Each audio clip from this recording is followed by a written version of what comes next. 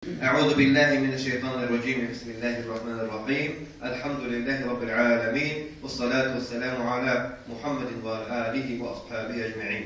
Yer köklerini yaratıp, yağmurlar yağdırıp, şunun bilen bizge barlık yemişlerin de rızık etip takdir kılgan bizni türlü nimetleri bilen birleştirgen Allah subhanahu teala'ga hamd hamseneler, barşa muhtalarımız, uluglavlarımız bu sayede. Allah tebaraka ve teala'nın Habibi Hamd ilçisi bütün alimlerine rahmet olarak belirgin şekli Peygamberimiz Muhammed Mustafa sallallahu aleyhi ve sellem hazretlerine, ana hürmetli ehline, sahabelerine, barşabızın selamları, salavatları hem her türlü duaları sayılır. Muhterem cemaat, Allah Teala'nın merhametine hem rızalığına erişir için gayet namazına yıldan muhterem din kardeşlerim, her kaysımızın mukaddes gün, gayet vitir günü bilen ihlas boyunca tebrik ederim. Elhamdülillahi Rabbil Alemin, mübarek Ramazan ayı bitip gitti. Elhamdülillahi ay boyunca orada tuttuk, teravih namazlarını okuduk. Birbirimizge ulug' hürmetini arttırışı, dostane münasebetlerini nızgıtırışı, iftar meclislerinde katlaşıp avuz açtık. Helal rızıklardan avuz ettik. İftar meclislerinde Kur'an-ı Kerim ayetlerini tınlap, dualar işitip, gönüllerimizni tınışlandırdık, imanlarımızı nıkıttık. İftarlarını huzurdan bendeler bilen birge büyük küplerine din yoluna öndedik. Biz bugün Rabbimizni tanıp, Rabbiga ibadet kulubaga, nasihat iştişi meşitlerge çildik. Şimdi vaaz nasihatga aytdim sizge aldandım. Meşitte silengen vaazlar taş divarlarga tugel, ihlas ko'ngil bilen tunlarga dip meşitlerge kilgen har kim için matur etip tüzülgen meşitlerimizden öylerimizge, ailelerimizge İslam nurun dini terbiye alıp giderge yazsın. Şul İslam nurun hem ahlakın yuvaltmışa yaşarga nasip etsin. Peygamberimiz Muhammed sallallahu aleyhi ve sellem bir hadisinde etken İslam ol ülkem ahlaktır.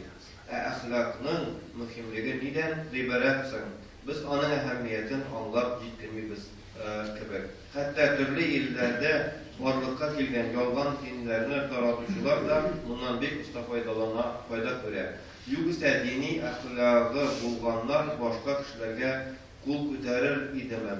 Allah'ın yurtlarına, milletlerine kul tırtıp yandırır idemem. Ya ki adaşkan bendelerine kutlap, Allah'ını giroyga sana görür idemem. Yok elbette. İslam ahlakı başka bir bendeni kütürür rencitürüne göz aldığına da getirmeyin. İslam dini artına koşup kan kıyıp yürüyüşlerinin ahlakı da imanı da yok. Çınlıkta İslam'da ahlakının muhimliği ve ehemmiyeti bir zor. O iki tarafta yönelik bütün durmuşumuzunu, özümüzünü hem hatta dinimizni ulaşlayıp. Birinciden ahlak Müslümanın özün saklı hem anı cennetke yeter. Bilgenimizce bir hadisinde Resulullah sallallahu aleyhi ve sellem ahlakı tüzük bulgan kişinin yine imanı kamil deyip anlatar. Ahlakı kamil bulgan kişi en kamil Müslüman diyen hadisi de var. Eğer de ahlak büyük bu tüzük bulmasa kişinin imanı da kakşı. Demek imanın nıgıtıp cennetke girirge tilegen kişi en evvel ahlakın kaygırtırlar deyir. Bu yaktan baş Müslümanlarga Peygamberimiz sallallahu aleyhi ve sellem tüzük örnek.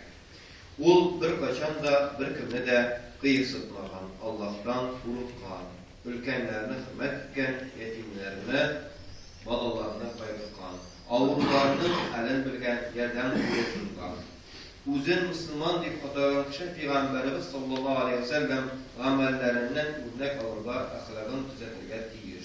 İkinciden, ahlak dininin uzun saklı. Peygamberimizin sallallahu aleyhi ve sellem şunun hadisi var. Matur ahlak dinini saklayıp. Bu dünyada her ümmetle birini saklayışı var.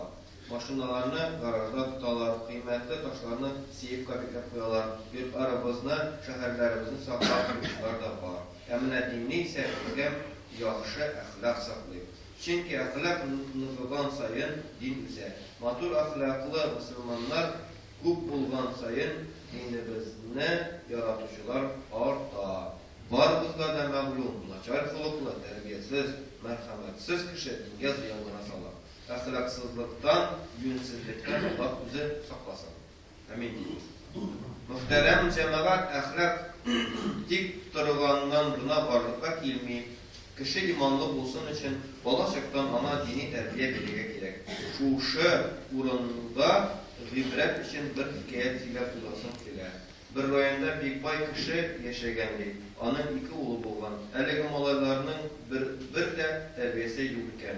Bir edepli ülke yaşayan kurşunları onu görüp malaylarının atasına kengeş iken. Malaylarına biraz İslam derslerini bilsen idi. Din bilgen bala terbiyelerek bula. Kart kişi sözün tınla. Min turmuşta kupunu gördüm. Siz eli yaşlar anlap pekiştirmişsiniz. Okutuşu da balalarına din boyunca deretmişsiniz. Mina eli şuşu kengeşim için rahmet etirsin diyen. Lakin malaylarının atası bu sözlerine iktidar vermeyi, min alarga zor baylık kaldıran, baylık alarga her vakit gerek. Allah dindidir derslerge muhtaç tübüldü. Şaktı yıllar uza, bir vakit bay malayları bilen bir istel altında aşağı oturayken, şunda ol kişi uluna, su alıp bir edip dinleşe, kişi malayana, etti, su başındağına tıra, stakanı da şunda, sal da iç deyip cevap verir. Bu sile şunu tınlap durgan ılı malayının açıvuç ve hem ol etisine eyde. Eti, sen bit anın şulay cevap veresin bilip durasın, barbar onlardan su sırısın. Su bit senin başındağına, sal da iç, hem mina da salıp koy, işip bitirme deyip. Mine şul çakta gına eti kişi üzerinin ne kadar zor yalgışlık kibergenin anlayı. Ul yıkıdan uyanıp kendey bula. Kurşusunda yaşayan farklı isine düşer. Anın balalar terbiyelerge bağlışlı altın kengeş bilgenin anlayı. Ama vakit indi uzman. Bu üsip cikken üst durmuşların kurban balalarını terbiyelev mümkün değil. Cemaat, kuplerimizin balaları var. Ömür bir tiz uzar, balalar da tiz uzar. Kartlık günlerimizde şu hikayetteki bay halinde kalmasak idi. Peygamberimizin sallallahu aleyhi ve sellem hiçbir ata balasına kötkemedikten artık bülek biri almaz diyen sözlerin her şey ister tutsak idi. Muhterem cemaat, İslam dini her haberimiz için cevaplılık terbiyeli. Nimdigine amel kılsak da kişkine elle vurma. Onun için Allah başında cevap tutasa, onda kişinin kim bulduğu da mühim değil. Bay mı, hayırşı mı, gidekşi mi, hükümetçi mi, ayrılma yok. Allah başında var burada diyeceğiz. Bizi Kur'an'da kolay değilken. Bismillahirrahmanirrahim. فَمَنْ يَعْمَلْ مِثْقَالَ ذَرَّةٍ خَيْرًا يَرَهُ وَمَنْ يَعْمَلْ مِثْقَالَ ذَرَّةٍ شَرًّا يَرَهُ. Kim tuzan bir tegirikinde tercüme etkenler. Zarra degen Arap dilindeki söz, Yunanlısı etkeni var. Bu atom. Bunda edebi tercüme. Atom degen düşünce ele bulmağandağı tercüme bu degen. Öyle kadar tercüme buradan. Kim tuzan bir tegirikinde degen zarra bu atom kadarı. Şu kadarı vak gamelde. Kim atom kadarı yine iyilik kılgan bulsa da hatta şul da görünür. Kim atom kadarı eşeklik kılgan bulsa da ul da görünür degen. Ul da şuşuna elimde görür. Allah subhanahu teala anı görür de hem benderlerge de küsetir deyip Allah Teala Zilzile suresinde bizge buna ayetler. 30. paragraf Kur'an ayetleri bu. Peygamberimizin sallallahu aleyhi ve sellem Bukhari ve Müslim'den gelip ilişken bir hadisin isker kişilesin ile. Likke bir zamanda bir Türk'ün kişi yola çıkanlar. Yol umayında yol iter için mağaraya girgenler. Mağara o pişir olayını bildirdi. Şu vakitte tavuk başından tegerep düşken taş bunların çıgar yollarını kaplıyor. Tavuk koğuşunda kalan kişiler üzere biz dünyadan ayrılgan, biz hazır Allah kulunda, kulguna bizni kurtara ala. Eydegiz, yaxşı amellerimizni iske düşürük. Şundan soň dua kılıp yerdem sorarız deyip kilişerler. Hem şundan soň tavuk koğuşunda kaluvçular bir artlı üzerine amellerini iske düşüre başlaganlar. Aradan birisi, ey Allah, menin ulu yaştagi ata-anam var idi. Hem kişilerin min alarga süt kitirgen çiğe kadarı bir koşada yurt ahillerime de kullarıma da süt içirmeydim. Bir vakit ağaçlar izlep min yurtumdan yırakka gittim. Ekilip kaytkanda alar indi yıklılar idi. Min alar için süt savdım. Alarının yıklap bitkenlerin geç alarını uyatırga da yurt ahillerine kullarını alardan ölek süt bilen suvarırga da dilemedim. Erkanга kadar savutlu tutup alanın uyanlarını kırptım. Bu arada balalar açlıktan kışkırdılar.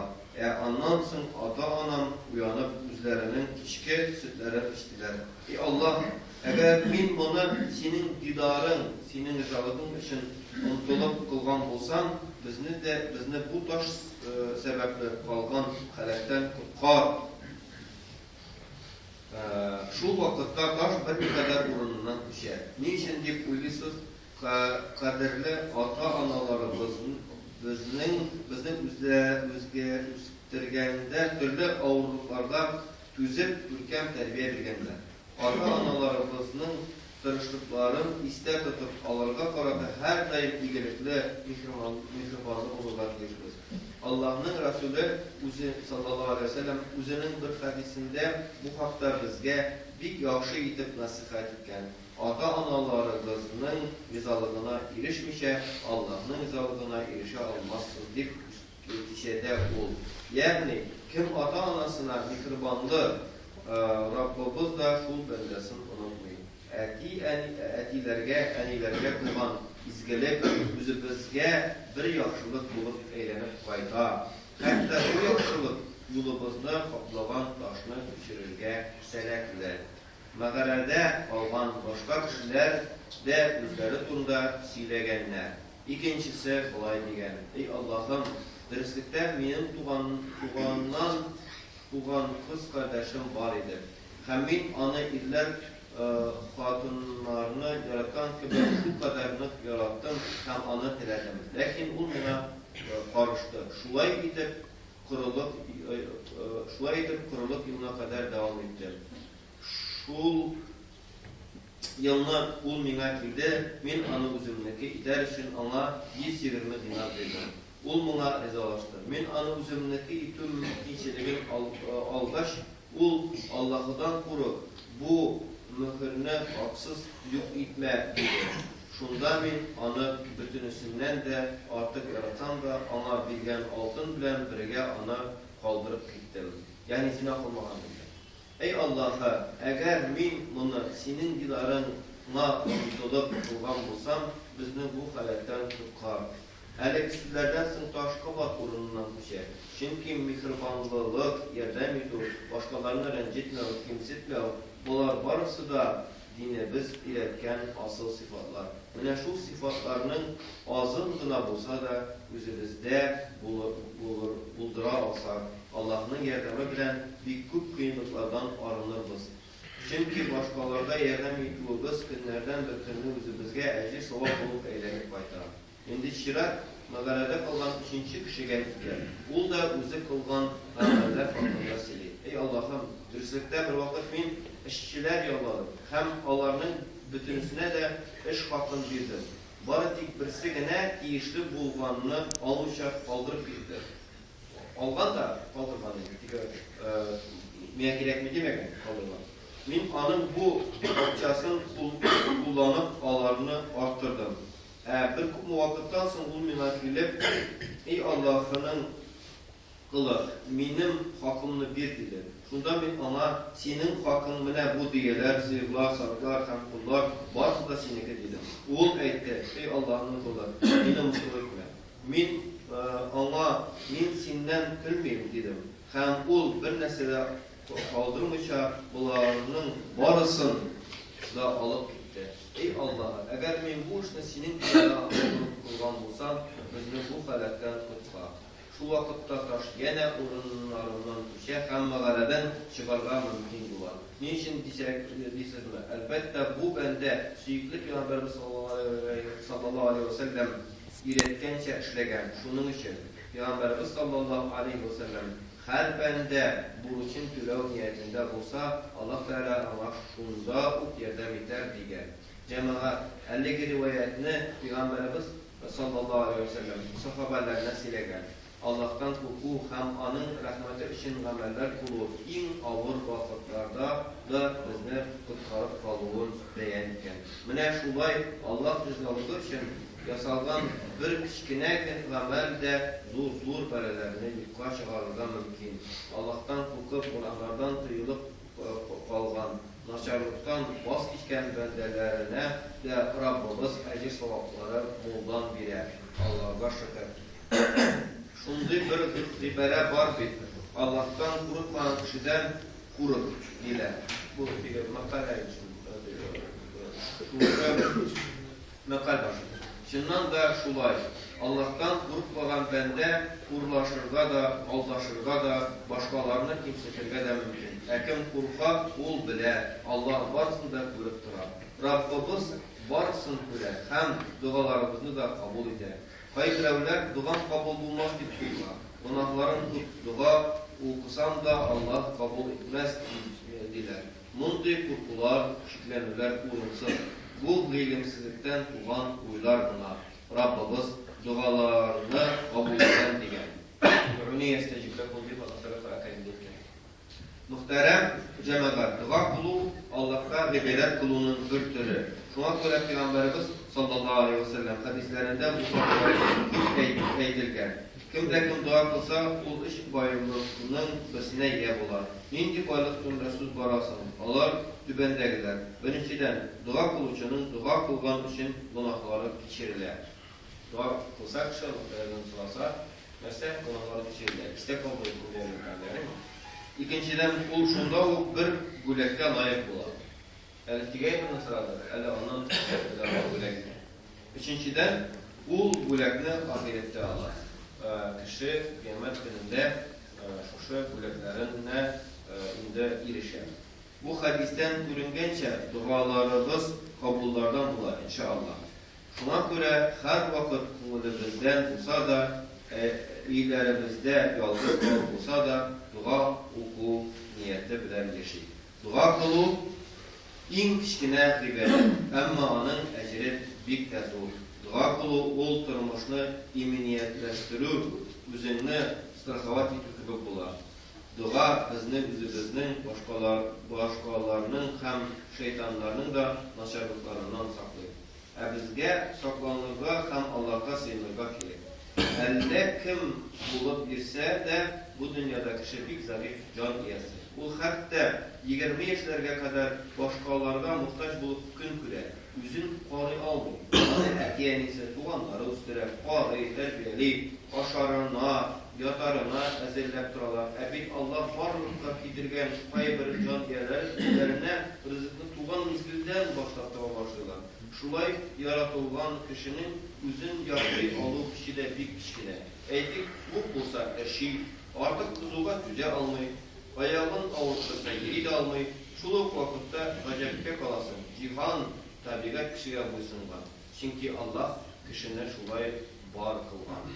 Allah varsında anın amar buysunlardan. Ama biz Allah başında buluşlarımız varlığın vakatiyiz. Muhterem cemaat, mübarek Ramazan ayında indirile başlanan Kur'an'da Allah Teala bizge nindi buluş iplegensin. وقال أعوذ بالله من الشيطان الرجيم بسم الله الرحمن الرحيم وقضى ربك ألا تعبدوا إلا إياه وبالوالدين إحسانا إما يبلغن عندك الكبر أحدهما أو كلاهما فلا تقل لهما أف ولا تنهرهما وقل لهما قولا كريما. Şu ayette nesebli Allah Subhanahu Allah Teala وَقَضَى رَبُّكَ أَلَّا تَعْبُدُوا إِلَّا إِيَّهُ Rabbim sizge buyruk indirdi. O da olsa nindi buyruk var? Birincisi أَلَّا تَعْبُدُوا إِلَّا إِيَّهُ Allah'ın özünden başka bir kimge de ibadet kılın. وَبِالْوَالِدَيْنِ إِحْسَانًا Allah Teala Peygamberimizge müracaat edip aytgan Kur'an-ı Kerim'de. Lakin bu ayet nese Peygamberimizge hatta Peygamberimizge aytgan ve bil valideyni ihsanan. Etiyenliğine karata ilgilikli bulurlar. Hem Peygamberimizin etiyenlisinde vefat, etiyenlisine karata ilgilikli bulurlar. Hatta Peygamberimizge Allah Teala etken. Demek göresiniz mi? Müşrik demegen Allah Teala, kafir demegen. Allah Subhanahu Teala nasıl degen? وَبِالْوَالِدَيْنِ اِحْسَانًا degen. Peygamberimizin üzerine indirgen ayette hatta Peygamberimizge müracaat edip etken bunlar. Onun o şart her Müslümanlığa mı etken? İmma yabluğanneke. Peygamberimizin üzerine etiyenleri vefat, lakin Allah Teala bütün ümmetke müracaat etken. Şuna göre eğer de Allah'ın indeke, senin yanında birisi, yeki ikisi de birge, korkluk günlerine gitseler, onlarga uf dip de etme. Uf dip eydu, uftanu in kişkine rizasılık. Ondan da kişirek rizasılık yok. Uf dip eydu, in kişkine rizasılık. Uf dip de etme diyen Allah Teala. Eğer etiyen, yeki ikisi birge korkluk günleri senin yanında ciddiyken alalım. Biz bilmiyoruz. Başka vefat bulamız. Hem şu an göre etiyenisi kişinin yeki ikisi birge, yeki ayrım bir signal olsa da korkluk günge ciddiyken uftanlıklar duyalım. Uftanmadı. Mesela göre neydi Allah Teala etiyeni hakkını saklayın. Niçin saklayalarını saklayın. وَلَا تَنْهَرْهُمَا Allah'ın kişi kartaya uruş etken kaprizni gayneler. Her vakitte mesela siz anladınız mı? Kişi bala gibi bula başlıyor kartaya. Şunda anlarız. Bizi anlıyor. Mesela kart kişi bala gibi bula başlamıştı. Bugün bu saat yenisi bala gibi bula başlasa kartayımız etisi yenisi ikisi de bala gibi gözünü tuta başlasa Allah gaz ol uzağına anlıyor. Lakin birini işliğe almıyor. O hatta şöyle ayetlerge mümkün. Ulan yeki kızım nersen beni anlamaydı bilirsin mi? Lakin kas vakitte bala gibi üzümünü tutuğumda. Anlayıp lakin birini işliğe almayın diyerge mümkün. Ekmese de biriniz hazır. Biriniz. Allah onu anlıyorlar. Lakin birini işliğe almıyorlar. Biz de eğer de bizge Allah Teala uzun ömür nasip etse, biz de bala gibi özümüzü tutar başlayacakmız. Sabi gibi. Mine her birisi etiyenisi 70'ten artık bitken kişi var iken indi anı bile. Köz vakitli dersten de bala bile sileşken yok. Şunda dışını kız, yüzünü tıy, neseden tıy, kirli süzden tıy. Enni nese silsin dedi betüden tıy yüzünü. Eti sin nese silsin dedi betüden tıy. Hatta uf gibi değil. Da eyyeni da Allah bütün şeyler bitirsin. Bütün senin balalar gibi etken sözünü etip bitirsin. Ağır vurma, Allah bitir. Mina bir şada tige ul priç olarak gireyindir. Bir eti kişi kortaygandan sonra malayından bir günde gül ne durumda, ne dildir bir kuş durumda sürü başlıyor. Bu nişli, bu kuşumdan nişli, bu kuşumdan nişli deyip sürü başlıyor. Hem nerse malaya bir mektebe ise onun da melek gelgen. Dağın, ne onun da gelgen. Ondan sonra bir psikolog da sen nerse etti, korkaydın belli deysin. Gül dey şu bir kuşçuk durumda minden sırasın deyip. Ondan sonra etsi, onun özü kişkine vakitte nindidir bir mesele durumda 50-120 mertebe padret sırağının iski Allah, 50'de zur sıfırında, zur küp mertebe özü kişkine vakitte, sabı vakitte onun malayı, her zur bulgan malayı kişkine vakitte bir nindidir meselede 120 mertebe sırağın. Bu nerse değil. Özü kişkine vakitte bilmiyor ki de olur. Üzerine kısıtken de tek olurdu, korarım. Buna şimdi hareketim. Buna şu an göre kardeşlerim, yine kapariz isteler de bizge dışını kısırmak gerek. Nitirge, etiyenige, rencirge yaramayın. Psihlanırga yaramayın. Ağır. Cennet yolu ağır, cingil bulgan deyip koya yazılan. Cennet yolu, cingil bulgan ağır. Şu an göre, uf dedi bekmedi, onların kaprizlerin, onların tileklerin Tege, eğer de onlara ziyan salmayken işe aşırasın indi. Ziyan salayken anda nişiktir saklısın indi. Elbette anda tege tün ortasında salkında, yakında, kışkını salkında kırga barıp oturan deyken anda ibermesin indi ansansı süzsüz. Lakin şunday işe aşırı bulatırgan anda apeysin hapsi kile elbettiken bak ki bitten kırda koy. Birinci para veriyoruz. Falan yorunda bak koytasın ki. Karadık ilde alasın. Var al barıp koy. Kumar bulsun. Bir gün bula, bu gidip vara. Ökünmeyeceksin. Elhamdülillah, Allah'a şükür o günne afişini alıp katıp verdim. O günne tilegen soklarını alıp katıp verdim. O günne koyadır barası bilgeydi alıp vardım. O nesertilerde şunusunu işlettim. Allah'a şükür. Uz vakitinde şunu işlet kaldım. Allah'a şükür. Hazır o günden bulur idim diye edeceksin. Anladın mı? Ben şunu işlettim. وَقُلْ لَهُمَ قُولًا كَرِيمًا Yumar tuzsiledi. Alarga etiyeni kişiye yumar tuzsil olurga muhtemelen. Yumar şıdır. Süzge mene sizge etmesin kile etiyeni kortaygan sayın alar bilen sileşisi kilmik. Sileşisi kilmik.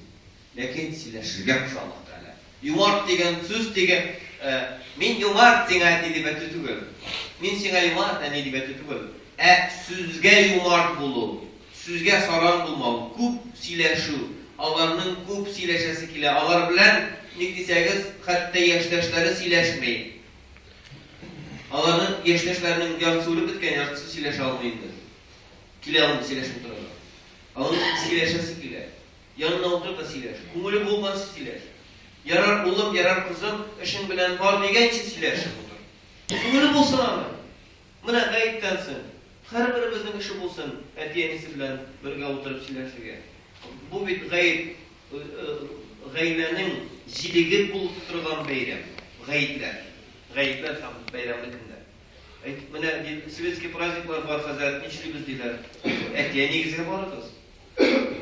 Bu bir şerikette yok. Şerikette yok, lakin sana şimdi yol bireler bit. Var etiyeniğine. Anın bilen sileşi budur. Kumulun kur. İndi korkayda işleri yok, niye yok deyip durma, var. Kullan şuşları izgilikini. Şuşu buş günlerini, yol günlerini izgilikle kullan. Etiyeniye karata. Şöyle vakasını devam ederiz. Eğer kimge de bulsa barıp işit kuşaklısak, başkanların kütüp durarız. Eğer işit şunda başılmasa, ülkede açılana başlayırız. Allah Teala tevlid davamında 5 mertebe namazga çakırar. 5 mertebe namazga çakırar. Lakin küplerinin namazlıkka da baskanları yok. 5 vakit namazlarıyla. Eğer sen 5 mertebe işit çakıp da açmasalar, yani 5 mertebe indeşip de kişi sana burulup karamasa aşığın çıkar idi mi? Sen kanaat kalır idin mi? Elbette yok. Rabbimiz bizni 5 mertebe namazga çakırar, lakin sen anı işitmişsin. Mona karamasdan ul üzerinin yerdeminden taşlamayı, rızıksız kaldırmayı. Ama cemaat bizden yaşayanın manası aşağı buna tügel. Bizden yaşayanın manası ol gıybet kılı. Allah Teala'ya tabunu gıybet kılı. Allah rızalığın sıra dua oku. Bugün biz mübarek gayb gününde Ramazan aylarında urazalar tutkanga iftarlar ütkere almamızda şükürler eytip dualar kılabız. Peygamberimiz sallallahu aleyhi ve sellem Ramazan hakkındaki bir hadisinde etken uraza tutuluşunun 2 şartlığı bulur. İftar şartlığı hem Allah Teala bilen uçraşu şartlığı. Bugün Rabbimiz bilgen nimetlerine şükrana kılabız hem beyrem ederiz. Biz ay devamında Allah Teala rizalığı için urazalar tutup dualar kılıp teravih namazları okup bu günni ihlas bir dulkunlalı bilen kütüp aldık. Cemaat Ramazan başlanır aldığından bile biz ümmetimiz için siyinişli vakıbalarda katlaştık. Bunlar İslam Akademisi'ne nigiz saldı. Ramazan şerif aylarında Respublikamız halkın ciyip 10.000 kişilik hayriye meclisi Respublik iftarı ütlerdi.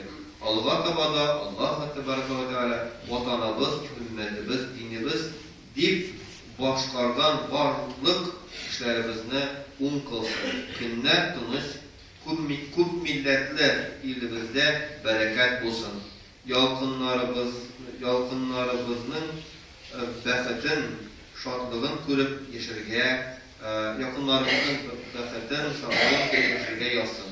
Beyran ruhu, nuru her kaysımızga barıp yürüşsün. Amin. Kamil Kandar Samigullin, Tatarstan Respublikası Müslümanlarının Diniye Nazarı Reisi müftiyimiz. Şu müftiyimiz tarafından hazırlanan vaazını başından ahırına kadar okup çıktık. Elhamdülillah. Vaktayla hamma bizge şu aldan silingen vaazda da bu vaazdagi bo'lgan ma'lumotlar bilan foydalanishni nasib etsin. Men sizga chin ko'nglimdan aytasim kilamda igraflardan yig'ilgan bir zo'r boshqa aytganimni qo'llab esga tushirasim kela jimg'ag'ay deb boshlagan kerak. Mana bunda o'zingizmi agar bitiniga jimg'ag'ay kelsa bilan u kishi bo'lasiz. Mana siz keldingizmi g'ayatga? Shu qadar bo'lasiz jimg'ag'ay kelsangiz. Men aytmayman, bunda g'ana kelgingiz deb. Mana o'ylamoqsiz. Men mana sizga chin ko'ngildan aytib olmasam kerak. Jimg'ag'ay yeri boshlab anda benim mesleğine yerigiz degan so'z tugul bu. Qo'ya jimg'ag'a lagasiz shunday yerigiz. Bor. Ishingizga yaqin ekan unda marjan bo'lsa ondan qiladi. Ko'saylik yaqin ekan, ko'saylik yaqin. Ajim mesleği yaqin ekan unda. Dirbushka mesleği yaqin ekan unda. Qo'ya yaqin sing'a mening ishimga yaqin bo'lsa boshqa o'rinda jimg'ag'a borib ham men bunda jimg'a o'tkazib turgan bo'lsam, menga yaqin o'ringa boramda men jimg'aga kiramda, jimg'a ketib boraman. Bitti. Problem yok. Elhamdülillah. Şu an göre jimg'ag'a yerigiz. Mana biz Tatar millet bolaları bizning birgina bir yetmaydi. Jimg'ag'a yurugina yetmaydi. Jimg'ag'a yeri boshlasak biz big baxtli yashaymiz. Big baxtli yashaymiz. Bizning butun evda Allah da mana 100 yıllık 1916 yıl bitinde. Revolütsiya kadar 16 yıl, 1916 yılını siz kuzaldınızmı? Tatar balası Rəsəydə oku yurtlarına, yukarı oku yurtlarına kira almaydı. Yaramaydı. Hazır 100 yıl öttü. Bunda oturganların 90%'ı bu şahrazavayında kalganları teknikum minimum училище bitirgen. Minimum училище bitirgen. İkişer bu şahrazavayında kuşlarda bakalım. İkişer bu şahrazavayında bakalım. Anladınız mı? Hatta teknikum училище bitirmegen olsalar da 10 yıllık mektep образованиесі bilen de biz köp illerde, şanınız etken sözüme, köp illerde hatta bizdeki 10 yıllık образование bilen de biz akademiklar gibi. Akademiklar gibi. Şunu gramat. Lakin bizning bütün gramatımız, dünyadagi gramatımız, aşağı üsüge yıklauga ham özümüzning jinsi münasebetlerimizni qanoatlovga gina qilmaymiz. Bir narsaga bosh qo'llanmaymiz. Kishining asıl misol uchun kishi apetiti bitsa, misol uchun aşağıdagina lazzat topadigan kishining apetiti bitsa, u dunyo ma'nosini yo'qotgan bo'ladi. Ishudagina lazzat topadigan kishi, ishimlik lazzat topadi. Ondan lezzet tapmaya başlasa bu dünyasını yoğaltan bu. Ужасты. Benim yaşamla arası bitti. İçsem de içmesem de kanakatten almayayım bindi. Cinsi münasebetten kanakatten alalım. Turgan kişi misal için. Cinsi münasebetlerini kılı almaya başladıyken demek bu narsa смысл жизни потерял тоже человек. Yoğaltan. Ужасты. Нәрсе için ben yaşayayım dedi. Eğer de bana aşağı uçuyden, cinsi münasebetten lezzet tapmam eken nasıl şimdi yaşadım? Yaşamın manası başka. Bu eyberler yukarı çıksa da kişinin turmuşundan bulardan lezzet tapmasa da asıl manası Allah Teala'ga ibadet kılı. Mangayını yerge uyup secde kılı bəxti yazsın her birimizge. Mangayını yerge koyup secde kılı bir zor bəxti. Mana qo'ydingizda qaytgandan so'ng bir namazlık olmasa, anda bir çista prostenet ayni, bir çista silgi alığızda jayıp koyuğuzda çista orunga secde kılıp karabız. Secde, bir mertebe secde kılmına namazda secdeni eğlenirse, gidin kapıya koyacak mısınız? Tağım bir kılıp karab. Secde git de Allah Teala ey Allah'ım. Mine şuşu bir ders bulsa, şuşunu kıla turgan, şuşunu kılıp yaşayan nasip etti. Secde kılıp namaz. Bir mertebe secdenin lezzetini tapkan kişi bir koşanda secdeden hoşlanmayacak. Mine mangayını jiriga koyup, kullarımızını, dizlerimizni, ayak kışlarını jiriga getirip, jide ağza mangay burun, mangay burun 1, 2, 3, 4, 5, 6, 7. 7 ağzını jiriga getirip secde kılırız. Bundan da lezzetler veriyor bu dünyada. En lezzetli, en az enerji talep eden, aşağı için de enerji gerek, şu için de enerji gerek, kış gerek, immunitet gerek, kişili immunitet gerek. Yakınlık kılır için de zor isenlik gerek. Lakin secde kılır için minimum enerji, telekkine gerek. Желание gerek. İstek aladık mı? Elhamdülillah. Secde bulup bitkenlerin damla